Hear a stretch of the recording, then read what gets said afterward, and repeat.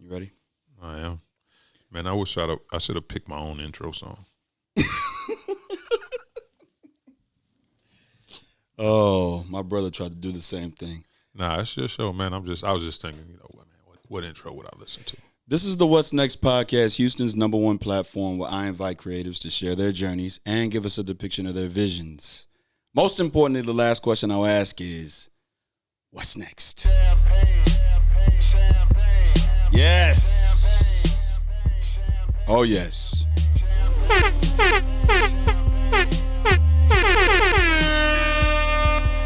Episode 98 in this thing. With my dog.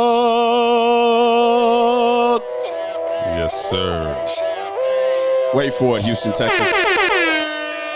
Let's go. Yo, it feel like 95. Sachi on my body. Biggie, jiggle, puffy, all that ballin' is a hobby. And I'm wildin' in my wallies. Houston, Texas. Welcome back to the 98th edition of the What's Next podcast, a production of Still Visionary Inc. This is a creative story, and this is a very special episode. It being 98 and closer to the last episode of the year. I'm here with my brother, my homeboy, brother from another mother. Yes, sir. Before we get started, let's introduce our social media handles so we don't disrupt the flow of the conversation when we get to that point. I'll start. So you. Yeah, you go ahead. Yeah. You go ahead. My name is John Ross Dike I, and you can follow me on Instagram and on Twitter at John Ross Dike and still _visionary. Also, the What's Next Pod _ is my podcast IG page. If you would, connect with me on LinkedIn, subscribe to my YouTube channel, like my fan page on Facebook, and visit my website at stillvisionary.com. In front of you, I have all the T-shirts that I sell on my podcast out the trunk of my car and on my website, and you can shop stillvisionary.com/merch. That's a true hustle when you're going out the trunk of your car. Reminds you of the old school when the dudes would press their albums. They weren't pressing CDs, selling them out the back of their rides. Yeah, man, I'm still trying to get that flow down with all these handles and whatnot. I only have 2 so far, and the IG is Riley Ryan _18, and we're going to be relaunching that, and then Riley Ryan, I think at Riley Ryan on Twitter is what we have right now. So Once we really launch everything, we'll rebrand. I mean, those are the 2 handles that we have right now, and we're looking forward to getting going. How you doing? Man, I can't complain. Needed those 5 days off we just got. So only 5 days I've theoretically been off for in a while. Right. So ready to get into 2021, man. 2020 has really sucked. Or at least it sucked for a lot of people, We're fortunate, we're blessed, man. We got jobs. Right. We have somewhere to be. We have people depending on us. So, I'm always grateful, man. Mom's healthy, wife's healthy, kids healthy, pop's healthy. A lot of people going through some things right now. So I really can't complain. Facts. I was telling somebody that as a coach, we get days off, but we don't get days off. Oh, absolutely not, man. Anybody trying to get into that grind of being a coach, man, it's not, the season starts in October, it ends in February, and you're done. You know what I'm saying? It's not when you leave school at 7:30 or 8 after you've been at school for 12 or 13 hours. That it don't end, man. You get these kids that, for a lot of our kids, man, we're the most steady parental person in their lives, more steady than their own people at home. Some of them come from single parent households. Some of them come from households that, it's siblings, older siblings that are caring for them. And some of them go home where they're taking care of siblings, where their parents work. So we're really the only people who give them a hug, tell them we love them, tell them to keep their heads up. So, man, it's an important gig. As much as we are teachers where we're distributing knowledge, I think our coaching job is much more important because we are teaching young men to be productive people, and we try to teach them right from wrong and give them that advice because, for a lot of our kids, if we want to be honest, are raised by women, and it's difficult for a woman to teach a young man how to be a man. Right. And I don't want that to come off as sexist because some people will look at it that way. But there are struggles that a woman doesn't understand, especially for the minority kids that we have. Right. And, as young men, we see what's going on in the world right now. Every day there's a new story. And it's not anything new. what we're getting able to see is because of the media. You know, now we got cell phones and everybody has cell phones. It's the same stuff that's been going on for 60, 70 years, but now we can see it and we're appalled. For what reason? Because we know it's been going on anyway. Right. You know, I said it's interesting you say that that women can't raise men and or can't raise children to become men. And I was thinking that sometimes there's no choice but to, because I wrote in a poem one time, women are the cornerstones of households, so growing up without a dad is okay. And that line really hits me now that we helped my homegirl put her husband to rest yesterday. And so she's got 2 boys, and she's got to raise them to become a man. Absolutely, but she's going to need help. You know, if anybody listens to this and they're like, oh, you know, you're appalled by me saying it, please don't be. I was raised by a single mom. My parents divorced when I was 5 years old. Right. My mom never got married again. So I was raised by a person who literally gave everything for me. Like, she never had another relationship that I was aware of as I grew up. She worked, and this is a story I always tell people, and hopefully it doesn't make me get watery, but my mom worked, man, she worked 2 full-time jobs when I was in middle school. I literally would see her in the morning and see her at night. Right. I didn't see her in between. We didn't have dinner together. She didn't come to games. She didn't do any of that. So, you know. It's deep, man. It is. It's deep in this time period. It's really deep. It is. So I say that to say this. You know, I don't want any woman who's listening to be like, man, you know, he's being this, that, or another. What I'm really saying is that you know, women are the cornerstones of our families, and they teach us how to nurture, and they teach us how to love, and they do teach us how to be tough. But it's still different because they don't teach you how to be a man, and they don't have the same emotions that you have when you start to go through these when you go through these so it's not a knock on women, because trust me, I was raised by a great woman, and I, you know, would I have liked for my dad to have been around? Absolutely, but I wouldn't have changed how I came up at all. Right. Yeah.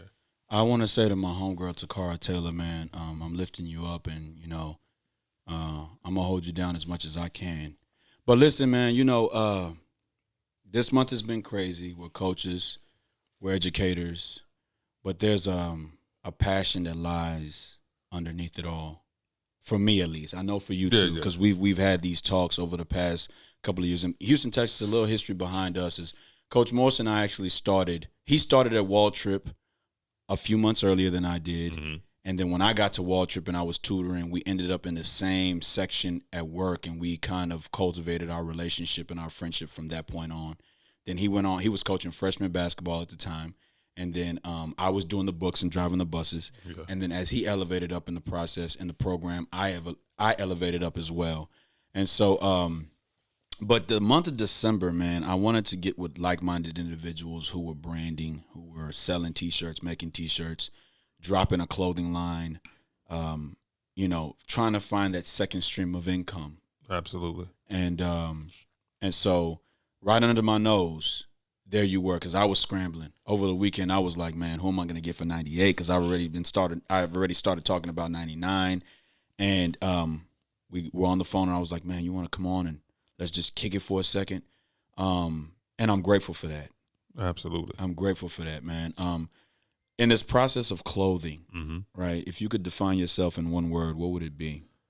Man, that's a great question. How would I describe it in this process? Man, how would I don't know if I can keep it to one word. I mean, because like, you know, maybe essential. Yeah. You know, maybe essential, and we can get, you know, into, you know, why I'm starting or trying to start a brand. And it did become out of being essential because, you know, man, like I said, man, you've been guys for, this is going on 7 years. And, you know, I've been a big boy, you know, got big in my weight, got over 300 pounds. Now I'm down in the lower twos. Hold on, fam. Hold on. All right. Boy got all the sound effects and whatnot. But with that being said, though, man, you know, the thing is, you know, I like to dress. You know, I like to smell good, man. You know, and nothing better to me. And, you know, like, again, I didn't grow up around a particular man, but nothing to me, man. Like, I love when a dude would show up, you know, dress nice, smell good. Like, I had older siblings. I had half brothers, and I had a brother named Ron. And, man, dude was always clean. smell Right. good, look good, Right. and and I like that. But as your weight goes up, man, it's like the clothing industry discriminates against you, right? Right. Like Right. I want the $200 pair of jeans, but I don't want them to be skinny. Right. You know what I'm saying? I want the dope shirt, but I don't want it to be slim fit. Right. So, and then two, when you look at product and you go out, man, like, okay, if I'm already a dude that's in my high 200s or I'm pushing 300, I don't want a lime neon green shirt, right? It's not that I'm embarrassed how I look, because I've never lacked confidence, but at the same time, I don't want something that you can see me from down the street. You Right. bring more attention, because regardless of how confident you are in yourself, you still become self-conscious when you walk into the room and all the heads go to you. Right. I ain't no star, so why is everybody turning to look at me? Well, Right. I got on this ugly ass shirt, Yeah. or something like that. So that's really what got me to thinking about, hey, what do I want to do? How can I help this problem? Because I'm a tweener. Even now, I'm between an XL and a 2X, what you and I were talking about earlier. And with that being said, man, I like to dress, man, and I know there's like-minded people out there. I mean, you get on Twitter, you get on IG, and then a lot of times you'll see these dudes, man, with these shirts and this posing, and it's like, bro, come on, man. Come on, man. Like your girl should have been like, nah, that's not gonna work. So with that being said, man, I want to provide a product and a service to people who they want to look nice, and our where we're gonna be at may be pricey to some people, but we're gonna price it where it's sufficient for us being able to bring a legitimate product and a lasting product to the people who patronize our brand. But at the same time, we're going to be able to sustain that by being able to reinvest that money back into the company, so that we're providing a product. Because I don't want you to buy a T-shirt, which, we'll get more in depth in that in a little bit. I don't want you buying a T-shirt from me and then a month from now you're like, man, the T-shirt done ripped up or it's done shrunk and stuff like that. So that's why we're looking at quality stuff to put out. Right. Yeah. I I love the way we started the episode, right? And it was specifically catered towards this clothing thing. I think that the hip hop example that was provided to me from Jay-Z was that, you brand, you're this talent, and then you brand and you branch off, and that's a second stream of income.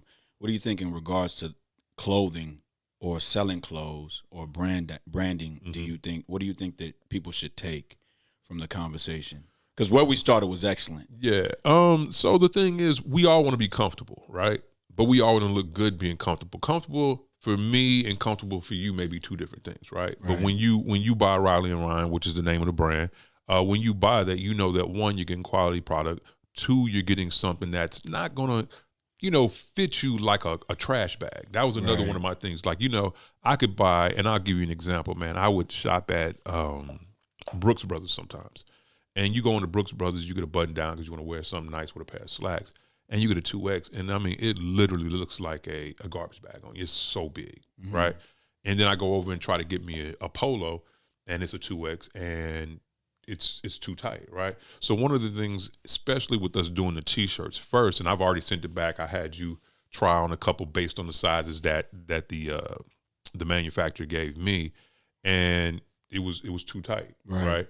Or it may have been too big because I think you were XL and it was supposed to be a 2X, but it didn't fit so much bigger that it would have been a 2X, right? It was more size for an XL. So what we're trying to do is we're trying to bring consistent sizing as well as quality, as well as something that you would want to wear, because we really, over the time, like this idea, when people tell you something happens overnight, that's not true. Right. There's lots of stuff that goes into it. There's lots of research. There's lots of time. I mean, we haven't even came out yet, and hopefully by the end of January we are coming out. But we've already kind of changed the concept of what we wanted, right? And you do that sometimes when you talk to people or you trust people. And for me, I got in touch with a guy out in LA, and me and him was talking because, you and I talked, and we talked about T-shirts, and we talked about putting Riley and Ryan on things and hoodies and things like that. And then I talked to the guy because I wanted my own. You couldn't go through, I didn't feel like if I'm going to make a label that's going to last years, not just a first launch or a second launch, that I could go with, Original Flavors. I think it's called Original Flavors is what it's called. What is that? So it's a t-shirt company, right? Okay. Now, what I did take from them is the Pima cotton. I like the way the shirts felt, right? Right. But if I went through them and had them relabel, for those of you not familiar, you know, they would make my shirt, or they would take their t-shirt and then they would label it with mine. And you could have them do private label, which means they specifically made it for you, right? But the entry fee into that is so expensive, right? So, you know, you got to buy 1,000 shirts, right, for them to do it.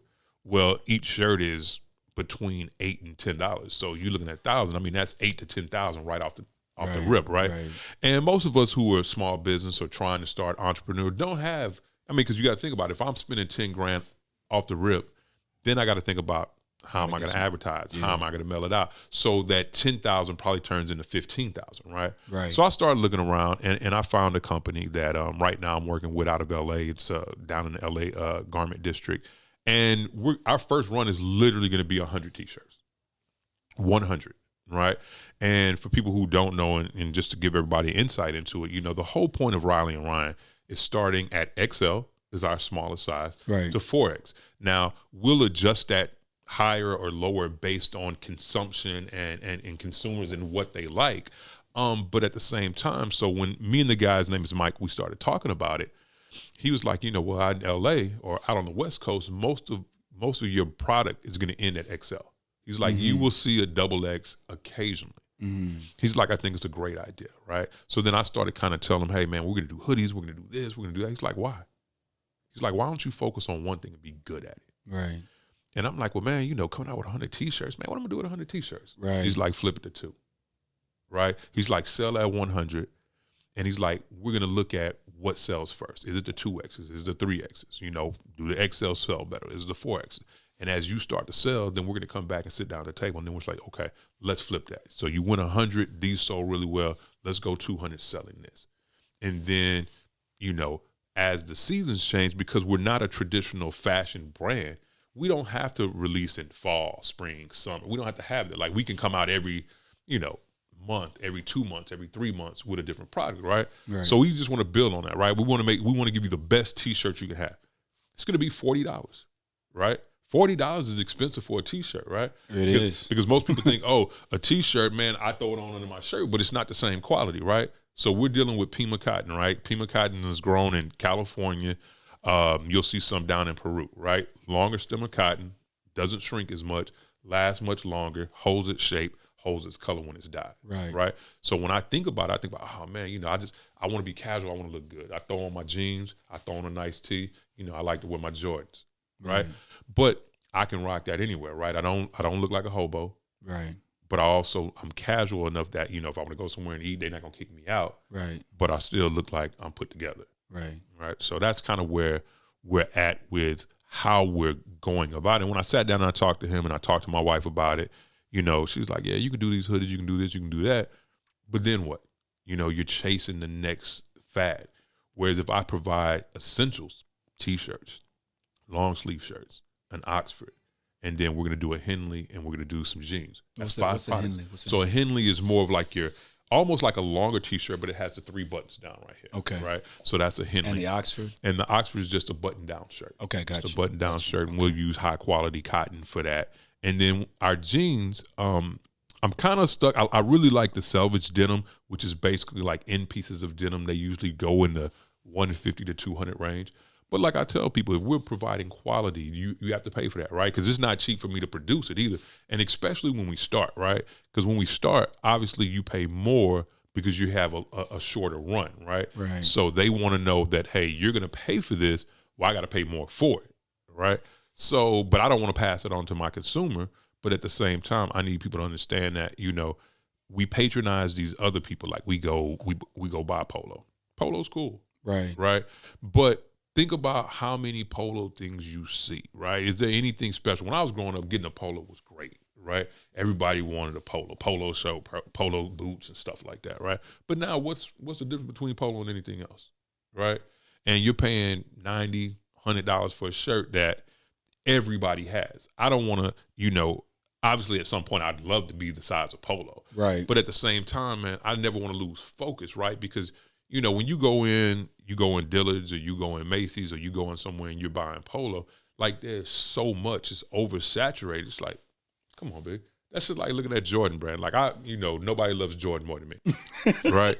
Nobody loves Jordan more than me. But then when you start to look at some of these Jordan brands, you're like, bro, how many pairs of shoes y'all gonna come out, man? Them shoes are trash, man. You know, keep it simple, keep it funky. Give me the stuff that we like, right? Why do you think ones sell so well? Everybody loves ones, right? Mm-hmm. Everybody loves ones. I was told that they go with everything. Absolutely, right? They go with everything, man. You can dress them up, you can dress them down. It doesn't matter, right? I mean, they got Dior's, $2,000 for a pair of kicks. Mm-hmm. If I had it, I'd buy them, right? But I couldn't get them. You know, I got it the thing, man. You know, I told my wife, yo, I get them these Dior's, man. I'm going to New York and pick them up. She's like, yeah, okay, whatever.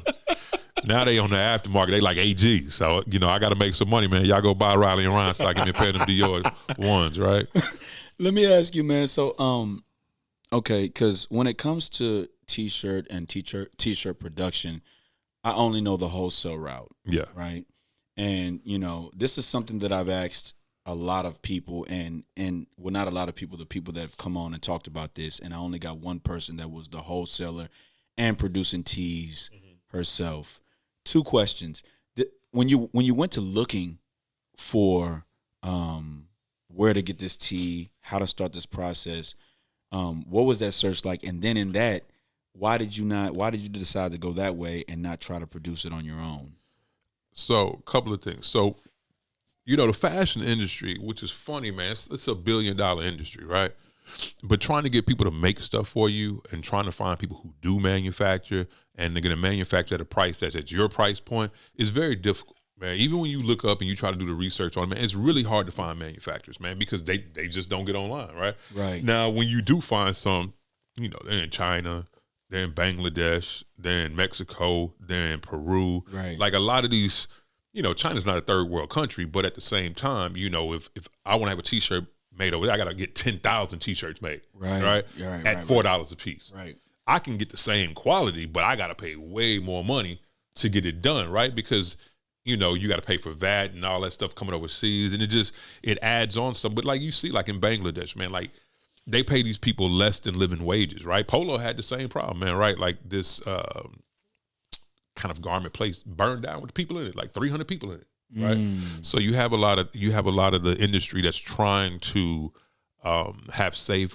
work standards, trying to make sure there's no child labor, trying to make sure that you get quality, because you're gonna get quality. Now it might be a 6-year-old making it, but you're gonna get quality, right? So that's what you want to be one of those brands that, man, you're being legitimate. You want to make sure that, you know, people aren't being mistreated who are making your product. Because I mean, you know, I would never want to make something over in Bangladesh, and I just give that because that's one of the main hubs of, and you'll see a lot of the main companies over in Bangladesh because the labor is so cheap. Right. But a lot of that stuff is very difficult, and a lot of it, you know, sometimes you have to go through like brokers, and when you go through brokers, now you adding another fee for yourself. You know, you got your finance fee for the broker, and then, you know, if it's in Bangladesh, everybody speaks English. English is universal, right? But then, you know, like you up in the middle of the night trying to get on a call with somebody, or, you know, I was sending some stuff over to Italy because we were trying to get some bags and stuff that I eventually want to get done, and, you know, you call them early in the morning and you remember, oh, hell, it's in the evening over there. Right. You know what I'm saying? Or you send an email at night. So I love to send emails at night because when I get up in the morning, they'll be done because they've already went through their day, right? So back to your original question, just research, man. Like it's painstaking. It's painstaking, right? Define that word. Well, it's one of those things that every time you feel like you find something, you run into another problem. Right. And so you have to be methodical. You have to stay on top of it. You have to make sure that you're not getting taken for a ride. Because even like the guy I'm dealing with right now, you know, I wanted to go back and research him. I couldn't find a bunch on him, but I could find a bunch on his company. You know what I'm saying? So make sure that, you know, Better Business Bureau, these dudes are legit. Google mapped them just to make sure that they were a legit site. You know, things like that. So it's when I say it's painstaking, I mean, like you got to do your job. Like I've wasted a lot of money doing just silly stuff, you know, because I'm thinking, now it's about to hit, and then so it's like right now, like before I talked to my guy Mike and I decided, okay, we're gonna do essentials. We're going just straight basic stuff to get started. Man, I had just did a $400 order of material to get sewn for my regular shirt. that literally one company was across the street from another company. Lady sent me an email the other day, hey, when you gonna get the stuff? Because I sent her an email saying, you know what, let's hold off on that right now. Right. So you make some mistakes. I would also say don't jump the gun. What was your second question, man? I'm sorry, man. I got to talking. My question was why not do it yourself? Because here's the thing, because Waltrip, again, is Waltrip, you, Bang, Coach Kelly are pivotal turning points in my life, right? Mm-hmm. Bang brought the program to Waltrip that helped me learn how to press, learn how to peel and cut and do all of that with the program, with the silhouette and the cricket at the time, right? But I'm a wholesale guy. Mm-hmm. If I can't buy it wholesale to put my logo on it, then I don't buy it. Mm-hmm. So I don't wear polos and stuff like that. Only thing I wear is T-shirts and shirts that I can embroider my logo on. Why not go wholesale? Okay, so and do it yourself. So that's the thing. So when we talk, my wife and I, when I talked to Mike out in Cali, that was the thing. Are we going to be chasing that fad, right? Am I going to be trying to figure out what I'm a brand Riley and Ryan on, right? Because this is the thing. When our stuff comes out, you're not going to even know. The label is inside, right? It's not. You're not going to see a shirt that says Riley and Ryan, right? Got it. What you're getting from is from word of mouth, right? And that's the book I'm going to give you too. That I was talking to you about, because me and you were talking about the book that Nipsey Hussle said about selling that mixtape for $100, right? So I'm reading that book Crenshaw. Right now, Contagious, right? So once I finish reading, I'm gonna give it to you, right? But with that being said, though, our product is gonna be sold by word of mouth, little IG, little Twitter, things like this. As you and I have had conversations before, I'm like, yo, don't bring anybody on your show if they're not gonna promote you, right? So when all of our stuff gets up, this will be something that I'll put on my IG, or I'll put on my Twitter page so people can go back. Or in fact, I'll put it on my my webpage. We do have RileyandRyan.com right now, but it just has a holding spot right now. Right. And this would be something that I'll link. But that's the point that I made to you. So with that being said, though, because we're not going to be a branding logo per se, if I'm using wholesale, all I'm doing is relabeling somebody else's shirt, right? And the quality of that particular shirt is not going to be the same quality of shirt that I'm having produced. So your T-shirt will have your Riley and Ryan on the tag, exactly, and on the shirt it will be. It's nothing. It's just like you. Got it. So when you see, sometimes, and I'll give a key example. And I just seen this yesterday too. There was a picture of Diddy and Jay-Z, and it's for a different brand. I don't think the dude actually has done their clothes, but he's friends with them, so he does a lot of IG posts up. But Jay-Z has on a salmon color suit, but he just has on a white T-shirt, right? That white T-shirt ain't no Hanes, right? That white T-shirt is probably some $300-400 T-shirt, right? And the difference really in a $300 or $400 T-shirt, and I thought that shirt had a button on it. No. I think he has on a T-shirt, because I just looked at it today. Was Diddy wearing white? No. Okay. But even I was looking another thing. Have you seen the Fresh Prince of Bel-Air reunion? No. So if you look at it, Jazzy Jeff sitting there with a dark pair of denims, just a long sleeve essential shirt, right? Just a long. So that's where it's at, right? I guarantee you that shirt's $200-300, right? The thing that makes a person be able to sell is just me pushing the dream. I'm gonna be honest with you, right? Now, my T-shirt from your T-shirt is going to be different, right? Yours are produced or mass produced, right? And that's not knocking yours. That's what you're looking for, right? Mine's aren't going to be mass produced per se, right? So with that being said, I can spend a little extra money and get a little bit better quality, right? And as I said again, you decide you want to put on those dark denims in your kicks. You throw on that tee, you good to go, right? Now, if you want to go have a meeting, you're like, oh, I got to be dressed up a little bit more. Oh, you still got on that tee. Now you can throw a blazer over, and now you're good to go, right? So it's going to be one of those type of things that you can, I'm dressed down, going out for dinner, or if I need to go into the office, I just want to put on some slacks and a T-shirt. I don't want to have a button up, and I can throw a thing up. Then I'm good to go. You felt the quality of it. What did you think about the quality of the T-shirt? It was excellent. Exactly. I liked it. So when when that's a 9-ounce, when I felt it, I'm like, this feels like luxury, right? My wife and I, we were in San Francisco for our anniversary last year, and there was a Saks Fifth Avenue down where we was at. I just went in there and started touching the clothes. Right. Balenciaga. I'm like, man, Balenciaga make it. It was the one luxury brand that I saw that really catered to big guys. Right. Trash product. Right. Trash product. You go in there, man, the labels are falling off. You know, it's like, bro, I'm paying $900. I mean, like, we looked at this hoodie, it was $918. I'd never forget that. Tag falling off. I'm like, bro, seriously? But again, people are much bigger than you think. What you're starting to see, and if you ever see what's always on sale, slim fit. Ain't nobody slim fit, dog. We built like humans, right? So when I told the guy about my concept, he told me in the South and on the East Coast, you're gonna sell big.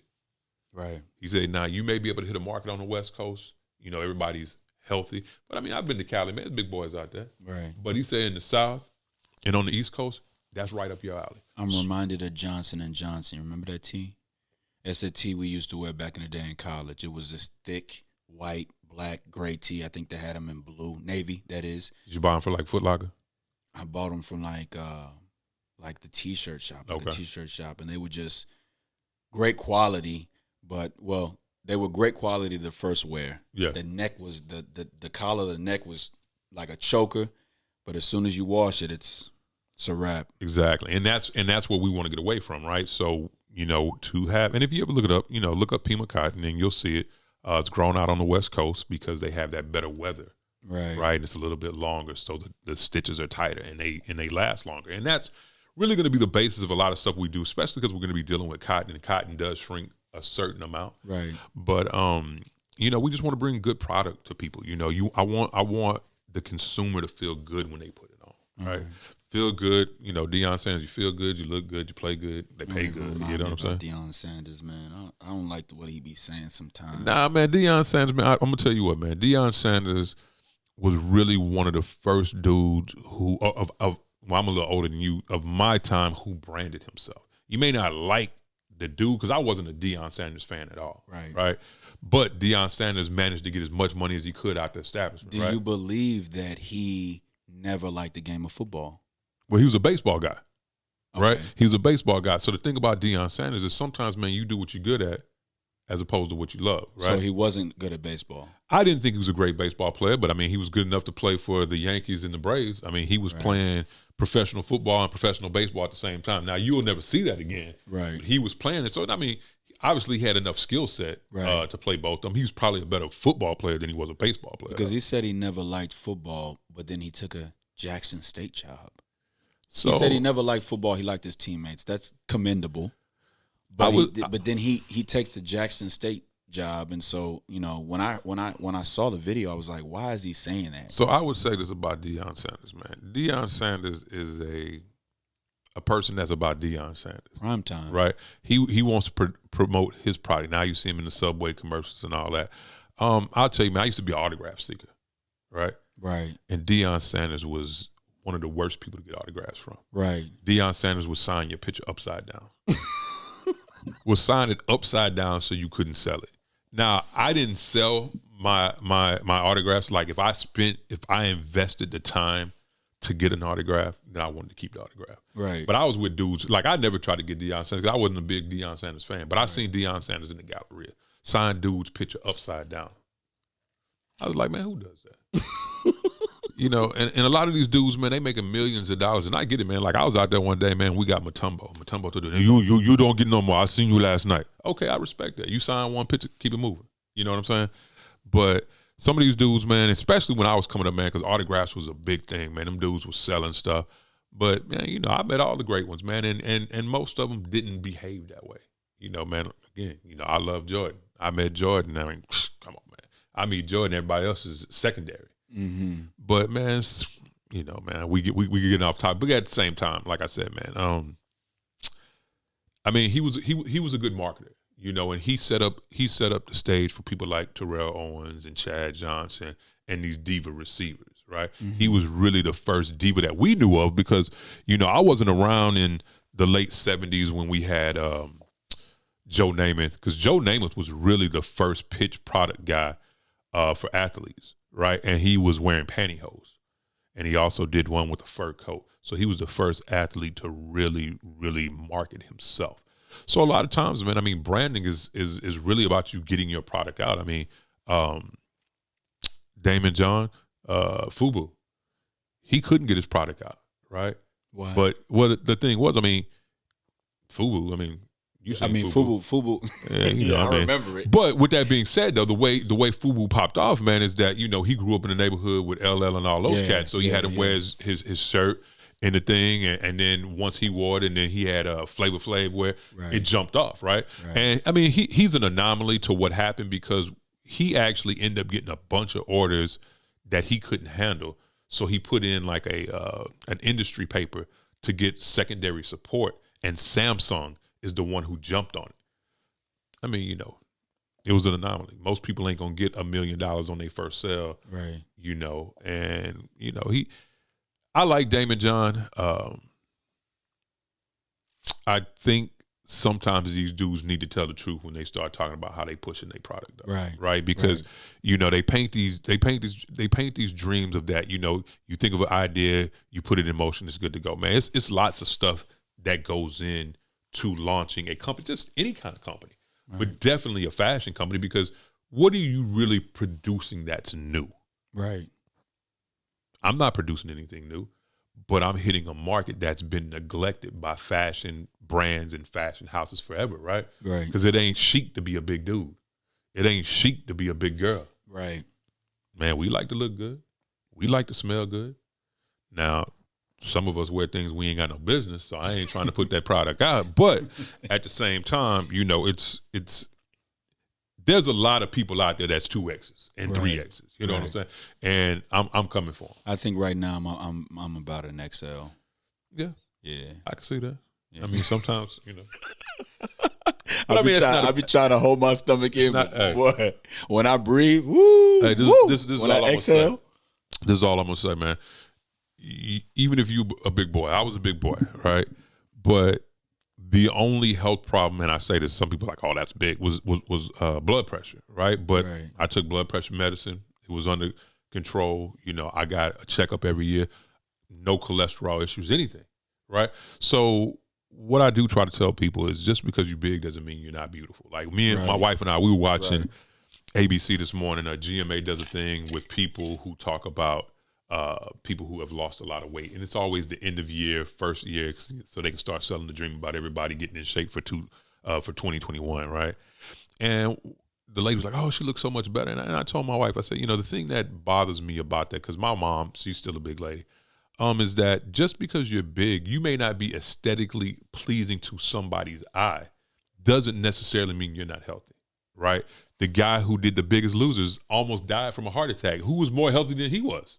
You know what I'm saying? So I think that sometimes that the body image and the perception of what beauty is silly, because, a lot of these kids and a lot of these younger people, I guess not even just younger people, man, they look at this perception of beauty of these people on IG, and a lot of them don't even look like that. Right. You know what I'm saying? I mean, you look at Kylie Jenner. Okay, she's attractive to some, right? Right. But if you look at Kylie Jenner, her lips ain't real. Right. Butt probably ain't real. Right. Boobs definitely ain't real. Right. So why are we trying to look like her? She seemed like a great girl. Don't get me wrong. Is that the older one? That's the baby girl. That's the one that's loaded for real. Right. Right. I mean, but even Kim was way more attractive when she first came up than now. Like, she ain't even real no more. Right. So is that what we're obtaining? Because you got to think about this. Most of us will never look like these people because we don't have the resources that they have. Right. Right. So, if you can look good and feel comfortable in your skin and feel comfortable in what we're providing, and that's just anybody, then I think it's shopping is they say these endorphins go off. It's like being on drugs. I ain't never been on drugs, so I don't know what those endorphins are like, but I know what it's like to shop. Right. And my wife, and again, I hope people don't get upset that I say this. My wife says I should have been a woman as much as I like to shop. Right. But I'm going to tell you, man, I'm very very particular about things that I like. Right. Right. If it's something I like, if it's a pair of pants, I'll get every color of those pants. Right. Right. If it's a particular pair of shoes I like, I'll get every color of that shoe. Right. Right. Man, but like, I have go-to, like when it comes to like cologne, man. Like I love Givenchy has a gentleman's only. Man, I love that. Right. Right. That smells beautiful. There's certain brands that I really like, man, because they appeal to me and they don't try to sell me a dream. Right. And I mean, I think sometimes though we do like to buy that dream because that's just what it is. I mean, you growing up, everybody wanted to buy a particular shoe because it's gonna make them ball. No, what's gonna make you ball better is going in the gym and getting your time in, not because you got on the latest kicks, because me and you both know a kid who got every shoe that they can have, and the boy can't dribble the ball up the floor. Yeah. You know, so I digress. You know, I'm going to ask you this question. What songs are in your mind? And I want to know the song that you were listening to at the time that you started Riley and Ryan. Riley and Ryan. What song? I'll be honest with you, man. I'm a big blues guy, right? And I have this, and I guess that's just because, you know, we talked about the whole parents and stuff like that. So, you know, no, my dad didn't raise me, but me and him spent a lot of time together. So when we spent a lot of time together, man, let me find this album real quick. For me, it's You Don't Know. That's been my song. You Don't Know? Jay-Z. It's been my song, and you know my style. You know I got to throw in the greatest rapper alive, Esco, Nas Escobar, Nas Jones, You Don't Know. This is what we're going to do. You know my style, and You Don't Know by Jay-Z. You already know that. Oh, man. Nah, man. So honestly, man, like, man, let me find this, man. Had this B.B. King, Bobby Bland, man, together for the first time. Has a song called Like to Live the Love. And, man, it's, you know, man, I listened to, me and my dad, man, we used to play dominoes and listen to the blues in the garage every weekend when I go visit, man. So, and there's a line, not in that particular song, but BB says, just because you have the blues doesn't mean you have the blues, right? There's nothing wrong with it, man. So when I look at it, man, I just look at, you know, I Like to Live the Love I sing about is a song that my kids know it, and they don't like anything. And they know when I put that on, man, I get to tap my finger and it makes me excited, because it's just like, man, you know, this clothing thing, this coaching thing, man, watching these kids play ball, man, it makes me happy. You know what I'm saying? Like, life is so much simpler, man, when we not chasing that dream. And it's like, it's okay to dream, but man, don't let the moment pass you by and then you look back in life, be like, damn, I didn't do anything, right? My mother and I, we had this conversation all the time. She's like, man, why you always want to go overseas? Because I done been overseas, I think 3 times in the last 5 years. You know, been to Rome, been to Venice, been to Paris, been to London, Madrid, man. If I could retire, man, and I don't want to leave my babies. I mean, they'll be grown at some point, but man, Madrid is where I retire, man. I love Madrid, man. Barcelona. But I tell my mom, I say, you know, when I get to the end of my days, man, I don't want to look back and say, man, I wish I'd have did something. You know what I'm saying? So that's where I'm at, man, with this brand thing, man, you know, because it is intimidating. It's very intimidating, man. It's sometimes, man, you think, damn, am I gonna ever get this off the ground? You run into one problem, then it's another problem, it's another problem. But then you think, man, I've invested all this time. Why am I gonna give up this thing? You know what I'm saying? So you and I say, you know, don't chase the dream, but at the same time, man, you know, don't be afraid to dream, right? Because somebody got to make it. Why not you? Right. Oh man, I'm gonna go here with 3 things. Today is December the 28th, 2020. We got 3 days to New Year's Eve, 4 days to the new year. You spoke on resources a while ago before we talked about the music. What would be the ultimate goal for you with Ryan and Riley? So am I saying that right? Riley and Ryan. Riley. And that, and by Ryan. The way, is can I? Yeah. That is Coach Morris's son's middle names. Yeah. So Riley and Ryan. Yeah, absolutely. Gotcha. Ultimately, man, I would like for it to be a self-sustaining brand. Would I like to be able to run it and not work anywhere else? Absolutely. You know, that is my ultimate goal. You know, I want it to be a brand that people will want to come to when they're looking for that shirt, or they're looking for those nice pair of jeans, or they just like, you know what, I need 3 more of those because that's my favorite shirt. I want it to be a self-sustaining brand that, you know, all we worried about is what colors we gonna put out this year. You know what I'm saying? And I think we can do it. We're gonna need the support of people. We're gonna need the word of mouth. But at the same time, we got to deliver too. You know what I'm saying? There's nothing new under the sun. It's just how it's repackaged. You know who said that? Oh, Nas. Woo! It's in the Bible, but Nas said that. Woo! Jesus Christ. Woo! My man just dropped a Nas lyric. Let's go. So he might be all right. You know, we had these debates on it. I don't think he's the greatest rapper, but I mean, you know, whatever. Yeah, I do. So here it is. And I said 2 more, but I just got one question. If Riley and Ryan is a brand that won't be seen on the shirt, and it's just a feel, it's a nice looking shirt, is that equivalent to selling a CD with no music on it? No, because this is the thing. People will take notice of nice things, right? You know, now most people won't say, hey, yo, bro, that's a nice shirt, man. Where you get that from? Right. Right? But I will. You know what I'm saying? If I see something like, oh, okay. And it may not even be unique to anything. And I'll give you this story. So, again, me and my boy Mike was talking, and he was like, you know, give me your vision. So I kind of told him. He's like, hey, you know, it sounds good. Like, I like the market you're going after because, like, it's there. It's underserviced, right? He's like, but why don't you make it a little more narrow? And then as you establish one thing, you grow it bigger, right? Did you like when he said that? Did you kind of hesitate and be like, why is he trying to cripple it, or did you just take it for what he was saying? Well, no, I took it for what he was saying because it's rare that somebody who's trying to do work for you is honest with you, right? Because he could honestly be like, yo, yeah, let's do all this shit, and I'm gonna charge you this amount of money, right? He could have did that, right? But I felt like, again, I'm a good judge of character per se, right? And what he was telling me was nothing that would have benefited him. Okay. So I had to keep that in mind. And also, you know, my wife, man, she's my sounding board. My wife is one of the most honest people that I ever met. And and if you're doing something trash, she gonna tell you, right? And when I shared that with her, because she was standing here beside me when I was having a conversation with her, she's like, I've been telling you that the whole time. And I'm like, yeah, well, it's just like your kids, right? You could tell your kids something 1,000 times, but like, again, if they're in the sports or they respect the teacher, something like that, they teacher tell them, oh yeah, but you've been telling them that for months. Right. So, you know, that's where that's at. Right. Top 3 brands that you got to rock, that you have to have, that are in your closet right now. That are in my closet, man. I get, obviously, Jordan, and I'm starting to get pissed off with Nike because, man, their quality is starting to get boo-boo. Not necessarily with the Jordans. The Jordans are still quality.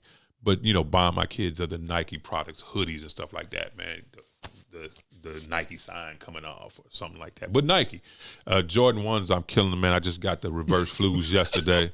You know, man, I got the Jordan 1 off-whites, man. So I counted up the other day, man. I ain't no big sneakerhead, but I got about 60 pair in there, something like that. I don't know what that is. You know, something like that, man. I ain't got that. Man, so another thing, man, is I like I do get down with Gap jeans, man. Gap jeans, for whatever reason, just fit me well. Right. You know, I don't have no, you know, I ain't Curry-esque or nothing like that. My wife's saying I know butt, so they fit me well. Don't look like I got no diaper on, so I like to rock them. Gap jeans, okay. Gap jeans. And then,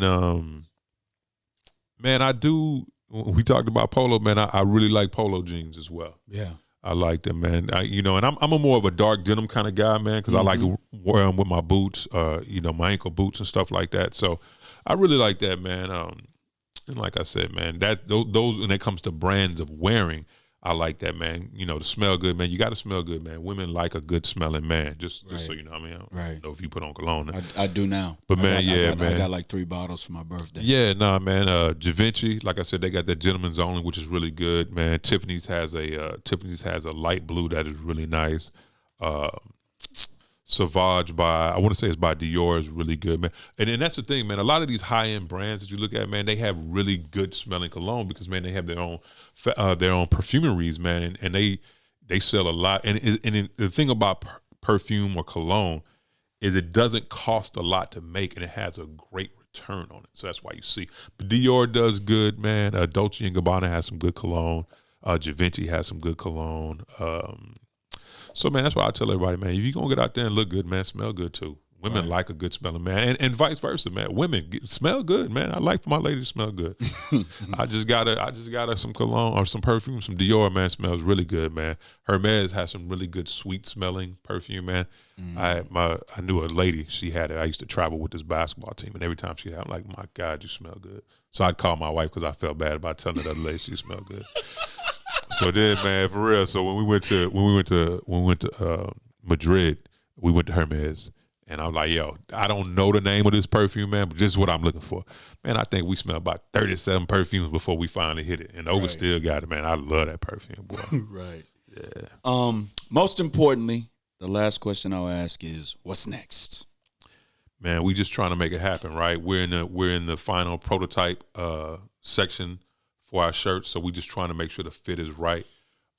So once we get that done, man, hopefully by the end of January, maybe early February, we'll be out. You know, we'll relaunch our IG, relaunch our Twitter. And then, man, hopefully, man, we off and running, man. I got a 2-3 year plan of reinvesting and trying to get it going before my boys get into high school so I can make a decision. Hey, do I still want to teach? Do I still want to coach? Or I want to run this business over here. Right. So that's it, man. Trying to put this product out in the world and hoping everybody reciprocates the love and gets out and gets it. Right. Listen, man, this is episode 98. We're working on a title. This is a very special episode. One, I'm with my dog, Houston, Texas, man that I travel with basketball for the whole time I've been coaching. Mm-hmm. Gave me a lot of insight. He wrote a short story for me that I'm going to produce. Absolutely, man. Like, we need to get back in on that, man. We got to get back in and talk about it. I bring my editor who happens to have the same birthday as you. Sweet. And we'll sit here and we'll chop it up, man. But what I like to do on the podcast, man, is I like to give out tokens, insignias of my company, man. And it's this exclusive Black SVI T-shirt that I give to only people that come on the podcast. I appreciate it. Share their stories. And the 2020 edition is this exclusive Black What's Next podcast T-shirt that I give to everybody, man. Those are the last T-shirts I'm giving this year, right? This episode dropping, is today the 29th or the 28th? The 28th, right? The 28th, yes, sir. This episode I'm dropping tomorrow, man. So the last T-shirts of the year, and I appreciate your time, man. And hey, I appreciate your dog. I love you, brother. Hey, man, the same thing, man. And like I told you, man, you keep grinding, man. I'm proud of what you're doing. Thank you. You and I have had conversations, and I just try to get you focused on what you got going. Right. I think that you got a nice thing going. Right. I like the still visionary. I like the T-shirt thing. I think for me. Now, this is my honest opinion. I know you didn't ask for it, and this is how we ended up. But to me, your acting and your podcasting is where you're at. You know what I'm saying? Right. But like I tell people, sometimes it's hard to let everything else go to do that one thing you need to do because, you got obligations. You got people to take care of and things like that. But if you get that singular focus into your podcast and man, you're acting, man, you're an unbelievable actor, man. I tell everybody, if they've never seen you in a play, they need to go. You give your all, and I think that there's lots there for you. Man, if you could get into community theater and do some stuff around here and get yourself an opportunity to break, right? I think you have that talent. I really do, and I'm not just telling you that. You've been with me for 7 years, so I'm gonna shoot it to you straight. But also, man, the podcast and stuff. Now, I'm not that bad on podcasting, man. So I might come out with one and let you produce it. But I think I think man. As long as you get that vision singular, you stop being all over the place, man. I think what you want, you gonna get. Right. So I want to encourage that, man. Like I tell people, man, one of the things that touched my heart the most is when I got the job. You came on your podcast, you shouted me out. You were, and obviously I already knew you was a genuine dude, but the happiness you showed for me when I got the gig just reaffirmed the person that I knew that you were. Right. And with people, man, when people are genuinely happy for your success, they're in your corner because everybody's not happy when you succeed or get something. Right. So that's when I knew. I mean, I already knew, but that's when it was locked down for me that you was a solid guy. Right. No matter what happened. So, man, I appreciate you, man. I appreciate your vision. Right. I appreciate what you're trying to do, man, and I want to support. And I hope that everybody else that you have on here, man, like you said, they lock you in. And like I said, once my site's up and running, I'm gonna put this on there because I want to promote you as well as me. Right. And I hope that everybody else who comes on here has that same mindset when it comes to you. They need to be promoting you as much as you're promoting them. Right. Listen, I can't say nothing else after that, man. This is my man, Clifton Morris III. I got to put that on there. It's a strong name. There you go. I'm John Ross Dike I. This is episode number 98, okay? Dropping Tuesday, the 29th. Oh, man, I do what I do for myself to prove that I could do it for others, man. Houston, Texas, we love you. Waltrip High School, shout out. Peace and blessings. Yo, it feel like 95. Sachi on my body. Biggie, jigger, puffy. All that ballin' is a hobby. And I'm wildin' in my wallies. And them valleys, no Pilates. More way, get you more way. Nah, that's these Spumante. My crystal ball, I see crystal. I crystal y'all with that. It's all the sign like ace, baby. My ace is 50 credit. Cheers to the money guys. The Willie niggas. Who buy them bottles. And then they spill these liquors. Yo, salute my dude.